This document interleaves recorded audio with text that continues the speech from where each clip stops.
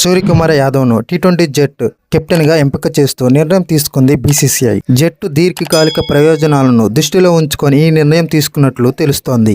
హార్దిక్ పాండ్యా ఫిట్నెస్తో ఇబ్బందులు ఎదుర్కొంటున్న వేళ సూర్యకుమార్ యాదవ్కు అవకాశం కలిసొచ్చిందని అభిమానులు భావిస్తున్నప్పటికీ 2026 టీ20 ప్రపంచ కప్ను దృష్టిలో ఉంచుకొని ఈ నిర్ణయం తీసుకున్నారని బీసీసీఐ వర్గాలు చెబుతున్నాయి. శ్రీలంకలో పర్యటన కోసం భారత జట్టును బీసీసీఐ గురువారం ప్రకటించింది. వన్డే జట్టుకు రోహిత్ శర్మ సారథ్యం వహిస్తున్నాడు.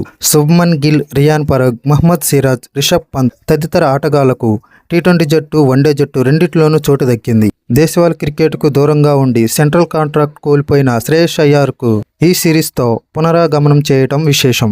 జట్టు భవిష్యత్ అవసరాల నేపథ్యంలో యువ ఆటగాళ్లకు ప్రాధాన్యం కల్పించారు. కొత్త ప్రధాన coach Gautam Gambhir, chief selector Ajit Agarkar నేతృత్వంలోని సెలక్షన్ కమిటీ జట్టు ఎంపికపై సుదీర్ఘంగా సమాలోచనలు జరిపింది. రోహిత్ శర్మ వన్డేలకు అందుబాటులోకి రావడంతో అతడికే కెప్టెన్సీ బాధ్యతలు అప్పగించారు.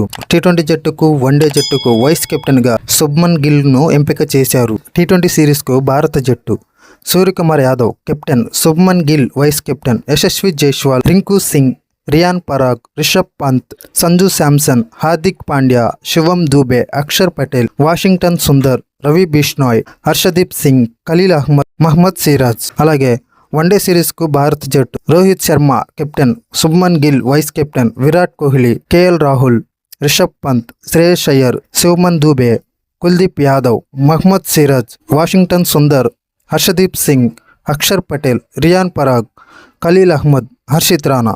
ఆతిథ్య శ్రీలంక జట్టుతో జూలై 27, 28, 30 తేదీల్లో భారత జట్టు 3 టీ20లు ఆడనుంది. ఈ మ్యాచ్లన్నీ పల్లెకేల వేదికగా జరగనున్నాయి. కొలంబో వేదికగా ఆగస్టు 2, 4, 7 తేదీల్లో వన్డే మ్యాచ్లు జరగనున్నాయి.